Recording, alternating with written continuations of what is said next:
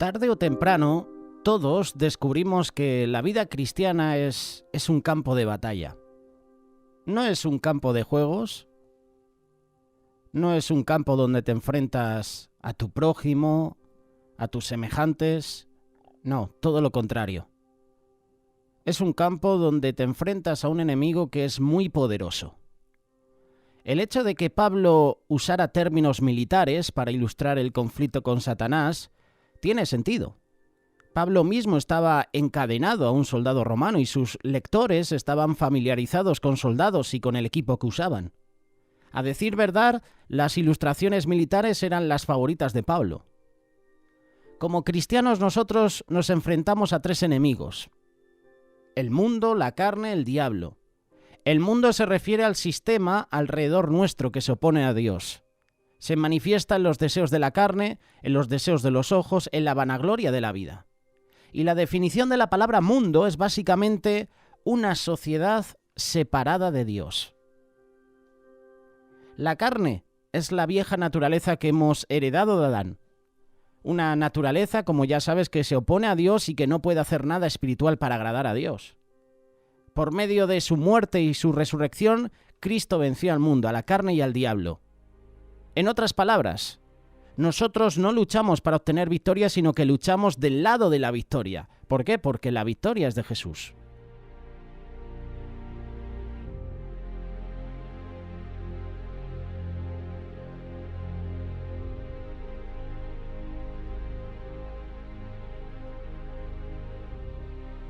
El Espíritu de Dios hace posible por fe que nos apropiemos de la victoria de Cristo. En el capítulo 6, que vamos a leer, capítulo 6 de Efesios, Pablo nos habla de dos temas que nos van a ayudar a entender y aplicar sus verdades para vivir una vida en victoria. Por lo demás, hermanos míos, fortaleceos en el Señor y en el poder de su fuerza. Vestíos de toda la armadura de Dios para que podáis estar firmes contra las asechanzas del diablo. El cuerpo de inteligencia, por ejemplo, de los Estados Unidos, tiene un rol vital en operaciones militares. Le permite a los oficiales conocer y entender al enemigo. Mientras no sepamos quién es el enemigo, dónde está y lo que puede hacer, no podemos vencerlo. A través de esta carta, a través de este capítulo 6 de Efesios y de otras partes de la Biblia, Dios nos instruye acerca del enemigo. Así que no hay razón para que nos tome desprevenidos. Por lo demás, hermanos míos, fortaleceos en el Señor y en el poder de su fuerza. Vestíos de toda la armadura de Dios para que podáis estar firmes contra las asechanzas del diablo. Versículo 12. Porque no tenemos lucha contra sangre y carne, sino contra principados, contra potestades, contra los gobernadores de las tinieblas de este siglo, contra huestes espirituales de maldad en las regiones celestes. Vamos a ver quién es el enemigo. El enemigo está bien detallado en el versículo 10, versículo 11 y versículo 12. El enemigo tiene muchos nombres. Diablo significa acusador, porque él acusa al pueblo de Dios. Lo hace de día y de noche. El nombre Satanás significa adversario, porque él es enemigo acérrimo de Dios. También es llamado el tentador, el homicida o el mentiroso. En la palabra de Dios también se le compara a un león, a una serpiente, a un ángel de luz, y también se le reconoce como el Dios de este siglo. Pero ¿de dónde viene esta criatura espiritual que tanto se opone a Dios y a su obra? En la creación original, Satanás era Lucifer, hijo de la mañana. Fue arrojado del cielo por su arrogancia, por su deseo de usurpar el trono de Dios. Hay muchos misterios con relación al origen de Satanás, pero lo que hace y a dónde va no es un misterio. Como Satanás es un ser creado y no es eterno, él está limitado en su conocimiento y en su actividad. A diferencia de Dios, Satanás no es omnipotente, ni omnisciente, ni omnipresente.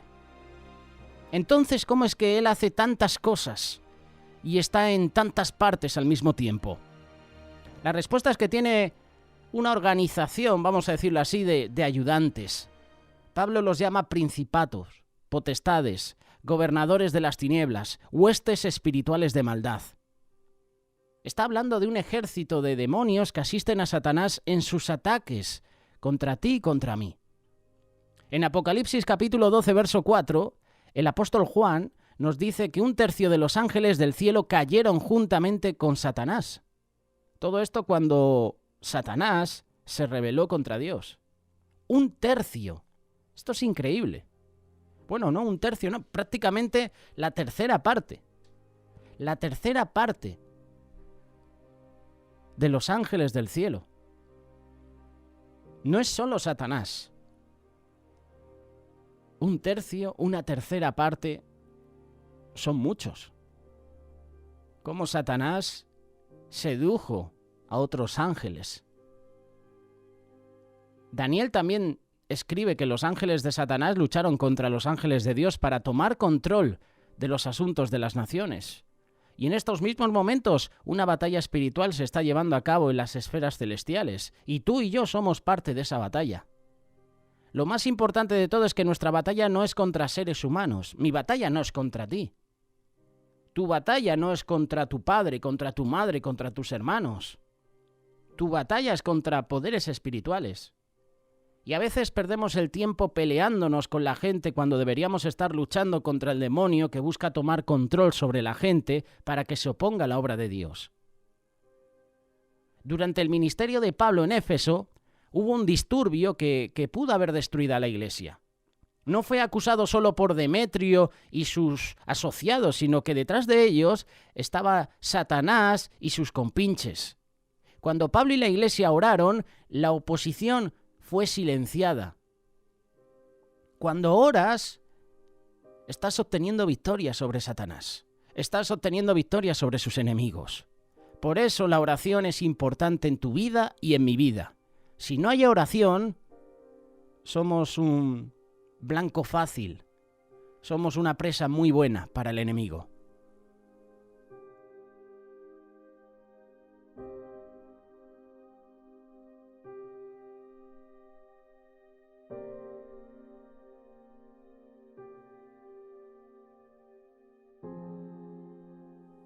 Ahora bien, ¿qué clase de habilidades tiene Satanás? Las advertencias de Pablo nos indican que Satanás es un enemigo poderoso y que necesitamos el poder de Dios para mantenernos firmes contra él. Nunca menosprecies el poder del diablo.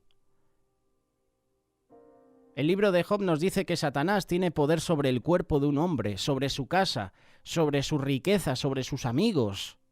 Por eso en Juan capítulo 10, verso 10, Jesús llamó a Satanás un ladrón, que no viene sino para hurtar, matar y destruir.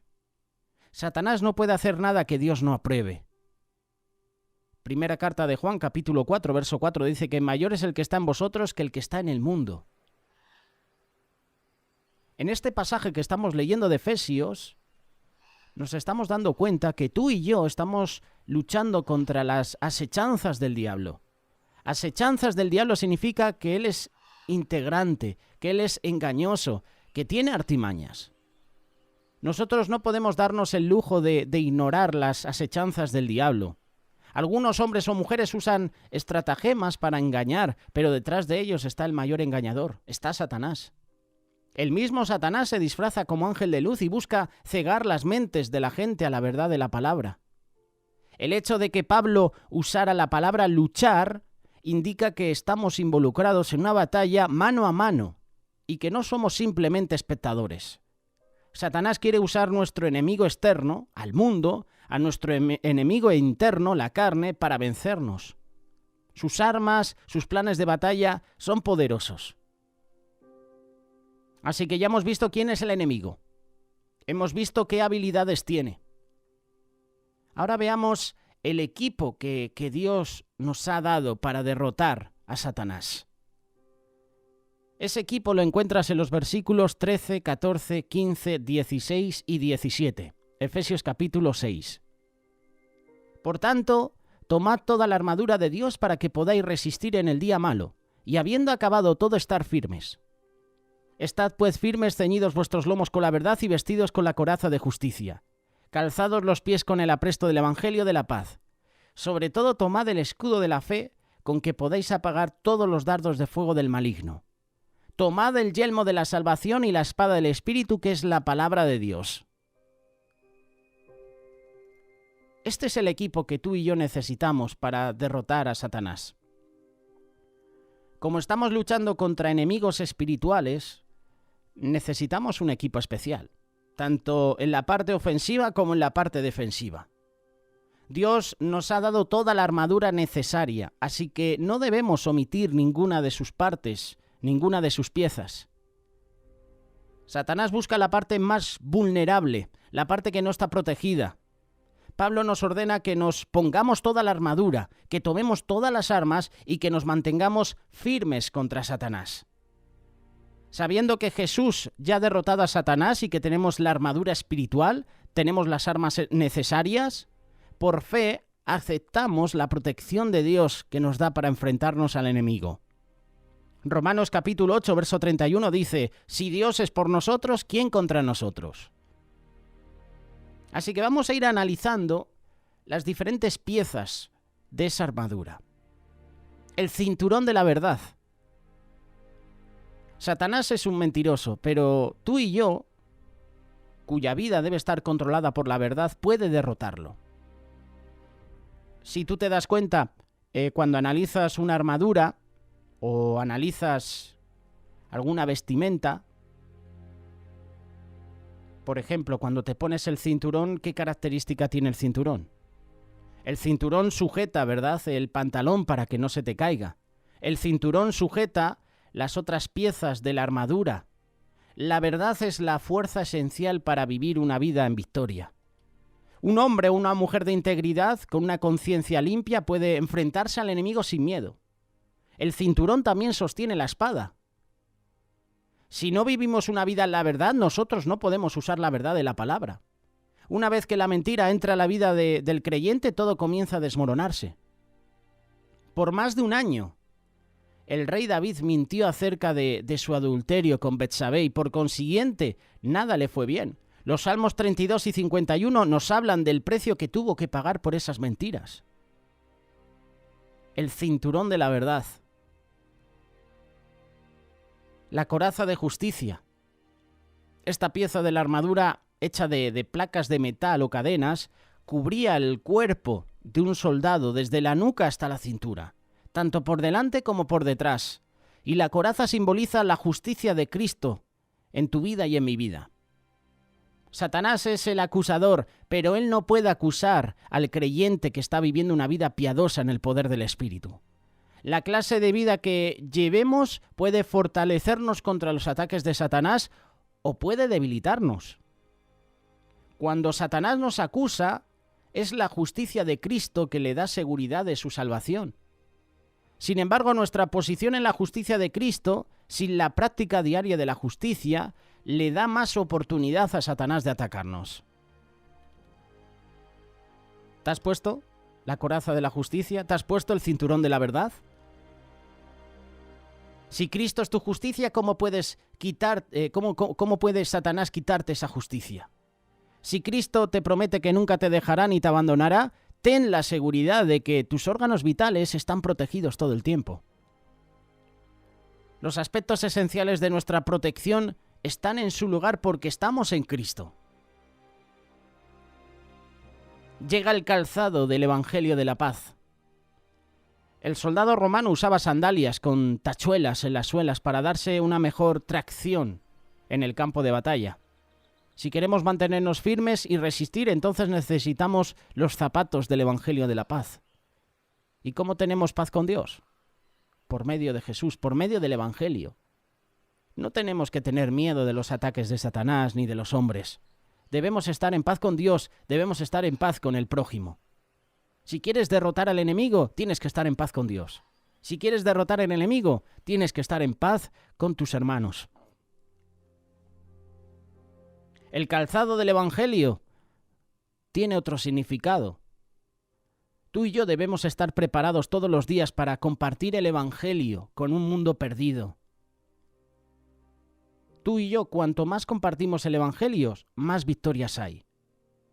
Isaías capítulo 52, verso 7 dice: Cuán hermosos son sobre los montes los pies del que trae alegres nuevas, del que anuncia la paz y del que trae nuevas del bien y del que publica salvación.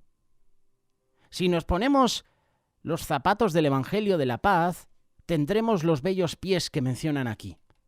Satanás nos ha declarado la guerra, pero tú y yo somos embajadores ¿de qué? De la paz. Por lo tanto, llevamos el Evangelio de paz a donde vayamos. El versículo 16 dice: sobre todo tomad el escudo de la fe con que podáis apagar todos los dardos del fuego del maligno. El escudo de la fe. El escudo del soldado medía aproximadamente 4 pies por 2 pies. Así que era bastante grande. Era hecho de madera, era cubierto con cuero o piel dura. Mientras que el soldado sostuviera el escudo delante de él, estaba protegido de lanzas, de flechas y también de dardos de fuego. Los bordes de estos escudos eran construidos de tal manera que la línea entera de soldados podía entrelazar los escudos y marchar contra el enemigo como una gran muralla. Nosotros no estamos solos en la batalla. Dios está preparando la batalla de los siglos, las fuerzas de la luz contra el poder de las tinieblas. Y tú y yo pertenecemos al ejército de Dios. Tú y yo hemos sido reclutados para el ejército de Dios. Tenemos que estar preparados para la batalla. Es tiempo de que levantemos nuestro escudo de la fe. Es tiempo de que desenvainemos la espada del Espíritu contra los enemigos de Dios. La fe es el arma de defensa que nos protege contra los dardos de fuego. En la época de Pablo, las flechas se sumergían en sustancias inflamables y luego eran prendidas y disparadas. Y Satanás dispara dardos de fuego a nuestros corazones, a nuestras mentes, con mentiras, con dudas. Si por fe no apagamos los dardos, estos prenderán un fuego dentro de nosotros y terminaremos pecando contra Dios. Nosotros no sabemos cuándo Satanás nos va a disparar un dardo. Así que cada día tenemos que andar por fe, usando ese escudo de la fe.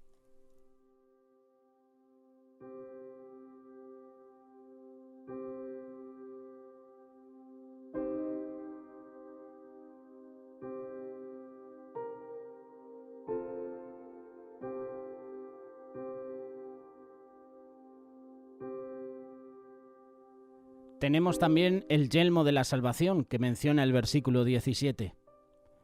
Satanás quiere atacar nuestra mente, de la misma forma como atacó y derrotó a Eva. El yelmo o casco de salvación se refiere a una mente controlada por Dios.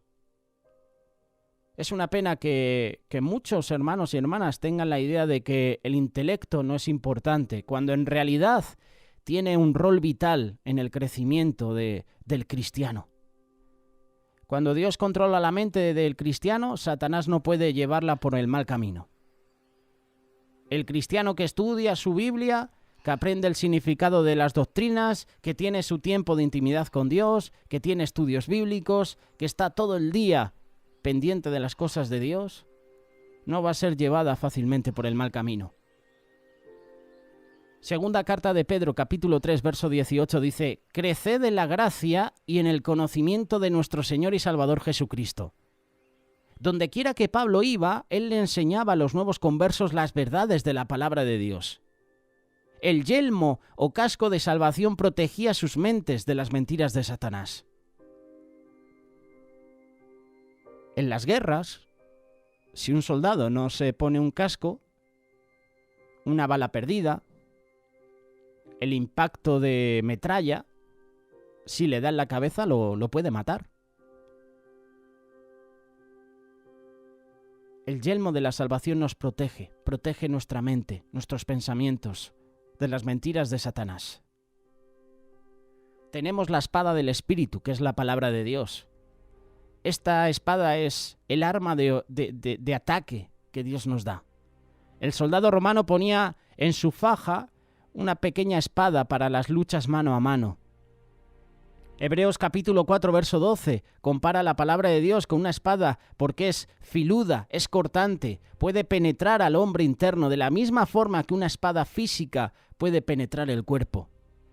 Cuando Jesús fue arrestado en el jardín de Getsemaní, Pedro trató de protegerlo usando una espada o un cuchillo físico, pero aprendió en Pentecostés que la espada del Espíritu es mucho más poderosa.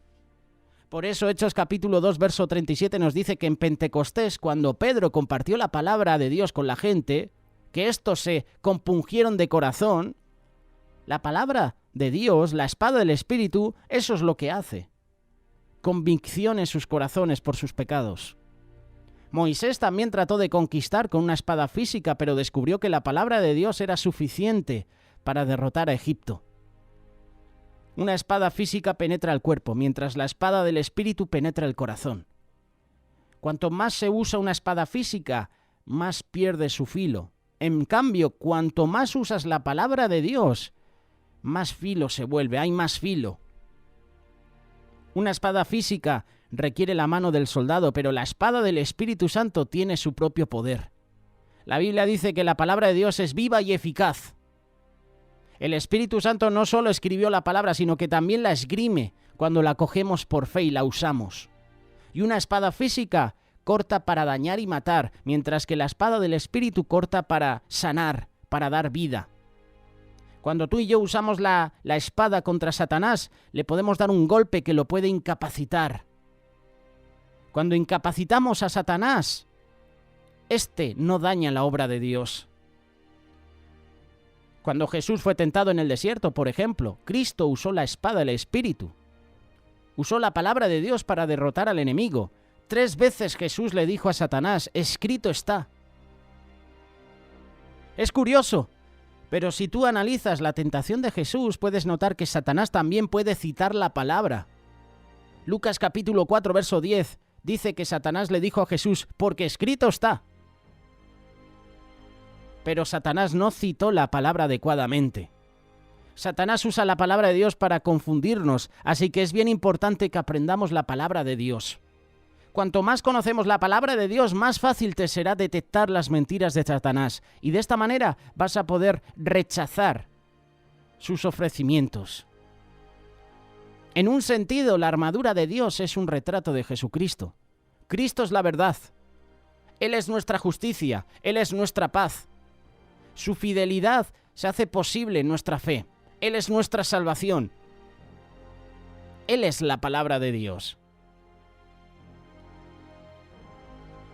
Ahora que llega el calorcito, en algunos países, el verano, a lo mejor esta reflexión la escuchas en invierno, pero a lo mejor tú estás escuchando esta reflexión ahora mismo en verano.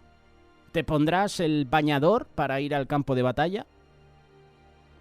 ¿Usarías una pistola de agua contra un bazooka? Por supuesto que no, ¿verdad? Un buen soldado debe ponerse la ropa y el equipo adecuado para llevar a cabo su misión. ¿Te estás poniendo toda la armadura de Dios? Hemos visto las diferentes partes de esa armadura. Quiero mencionarte ahora el versículo 18. Orando en todo tiempo, con toda oración y súplica en el Espíritu, y velando en ello con toda perseverancia y súplica por todos los santos. La oración es la energía que te permite a ti y que me permite a mí, al soldado cristiano, ponerse la armadura, esgrimir la espada. No podemos pelear la batalla por nuestras propias fuerzas. Por muy fuertes o talentosos que seamos, no podemos pelear la batalla. Cuando Amalek atacó a Israel, Moisés se fue a la cumbre de la montaña a orar, mientras Josué, espada en mano, peleaba la batalla en el valle. Se necesitó el esfuerzo de ambos hombres para ganar la batalla. Josué usó la espada para vencer al enemigo, mientras que Moisés usó la oración para interceder por él. La oración es el poder que nos da la victoria, pero no simplemente cualquier tipo de oración. Pablo nos dice cómo orar para poder derrotar a Satanás. La oración lo cambia todo. Si estás enferma, si estás enfermo, la oración no es el sustituto a la medicina. Si necesitas tu pan de cada día, la oración no es el sustituto al trabajo. Si quieres salvación para tu alma, para las almas perdidas. La oración no es el sustituto al Evangelio. Sin embargo, ninguna de estas cosas es el sustituto a la oración.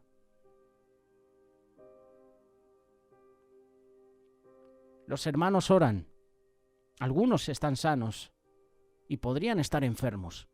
Algunos que están vivos podrían estar muertos. Hay almas que hoy se salvan y podrían estar perdidas. Las oportunidades para conocer a Jesús cada día se abren, cuando podrían estar cerradas. Podrían estar cerradas, ¿por qué? Porque nuestro pecado nos separa. Porque cada día estamos cometiendo pecado. Y ese pecado hace que haya una distancia entre nosotros y Jesús. Con la oración, muchísimas cosas son posibles. Muchas más serían posibles si oráramos más. Santiago capítulo 4, verso 2 dice que no tienes lo que deseas porque no pides. Y si pides, ¿pides mal? ¿Pides para ti, para tus propios deleites, para tus propias satisfacciones? En este pasaje Pablo nos dice cómo debemos orar. Orar en todo tiempo.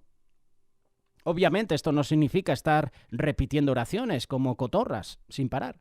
Dios no nos escucha por el solo hecho de hablar continuamente. La primera carta de Tesalonicenses, capítulo 5, verso 17, dice: orad sin cesar. Esto significa estar en comunión constante con Dios. Tú y yo debemos orar en todo momento, porque siempre estamos sujetos a tentaciones, ataques del diablo. Los ataques sorpresivos han llegado a derrotar a más de uno, porque se olvidó de orar sin cesar. Pablo dice orar en todo tiempo. Pero Pablo también nos dice orar en toda oración. Y yo me preguntaba, oye, ¿qué significa esto? Orar en toda oración.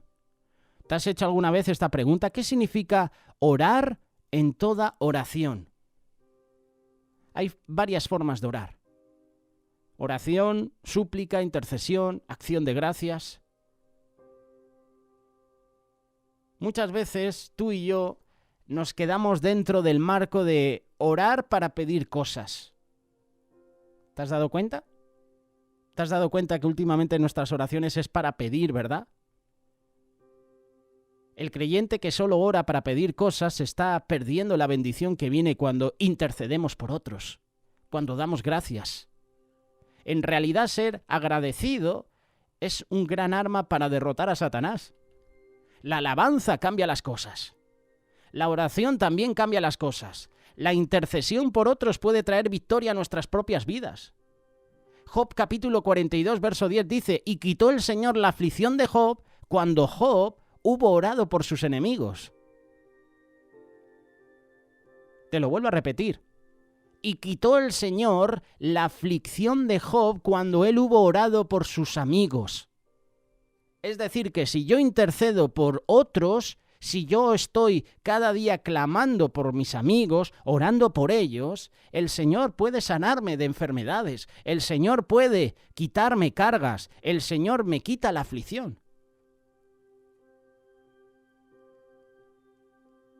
Orar en toda oración. Oración, súplica, intercesión, acción de gracias. Orar en el Espíritu. Esto también es importante, y esta es una de las formas que Pablo nos enseña. La fórmula de oración que la Biblia nos da es que le oremos al Padre por medio del Hijo y en el Espíritu. Cuando oramos en el poder del Espíritu, estamos orando en la voluntad de Dios. Si no, nuestras oraciones pueden convertirse en oraciones egoístas y no estar dentro de la voluntad de Dios. Hay que orar en el Espíritu. Orar velando también. Velando significa orar estando en alerta. Y la frase velad y orad ocurre muchas veces en la Biblia. Cuando Nehemías estaba reparando los muros de Jerusalén y el enemigo estaba tratando de impedir su trabajo, Nehemías derrota al enemigo velando y orando.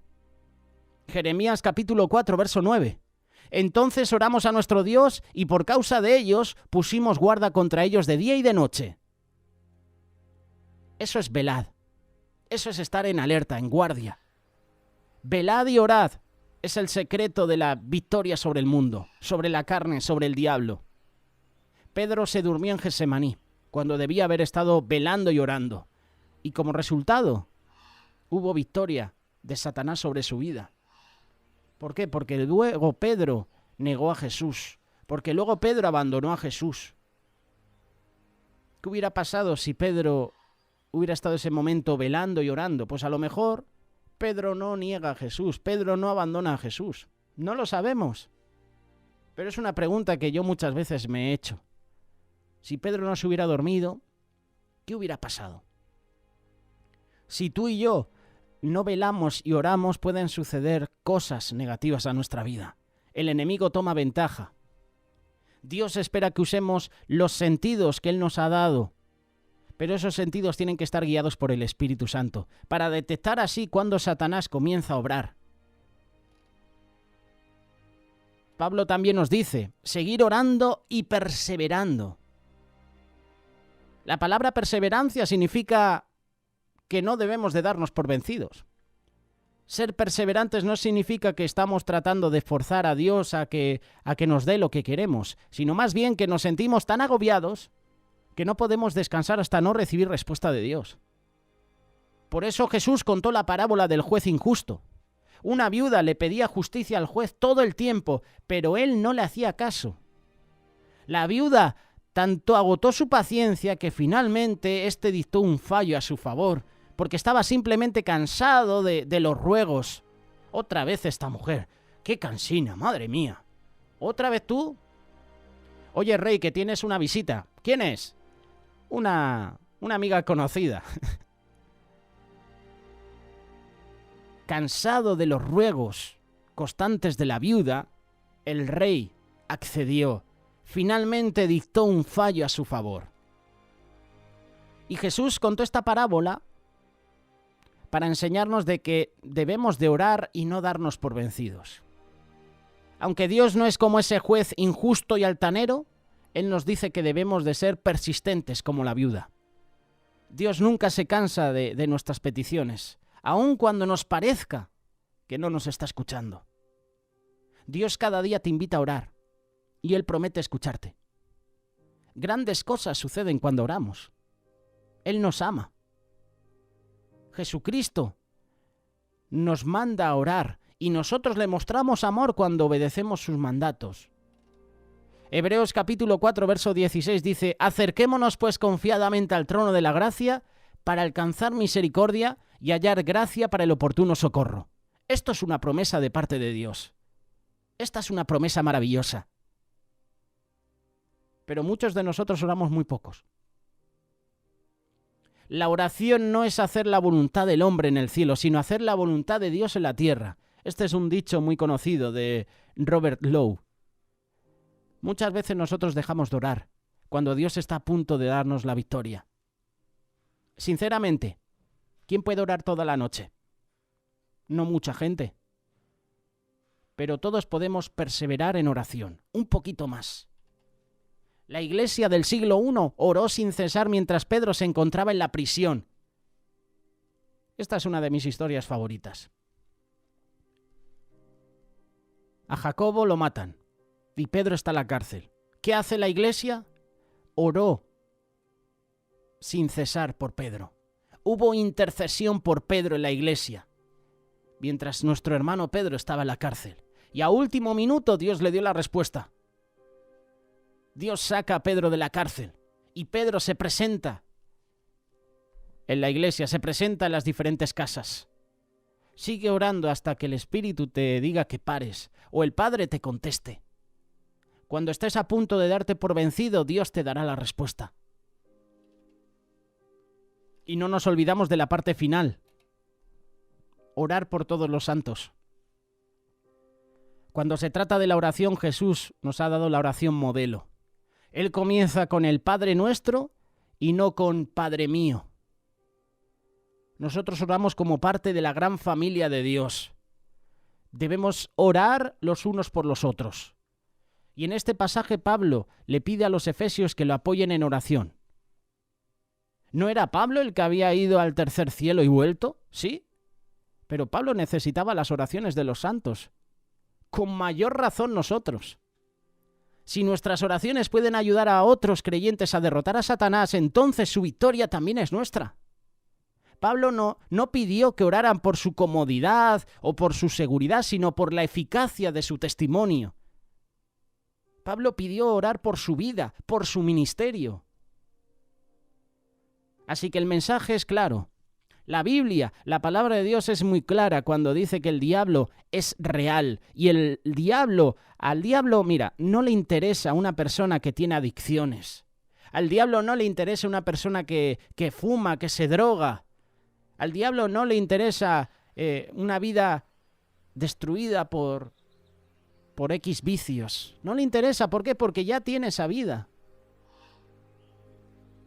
Al diablo le interesa tu vida, mi vida. Al diablo le interesan los miembros de la iglesia. Por eso, todos los días hay tanta persecución hacia la iglesia. A Satanás no le interesan los pecadores. ¿Por qué? Porque están pecando todo el día y ya los tiene.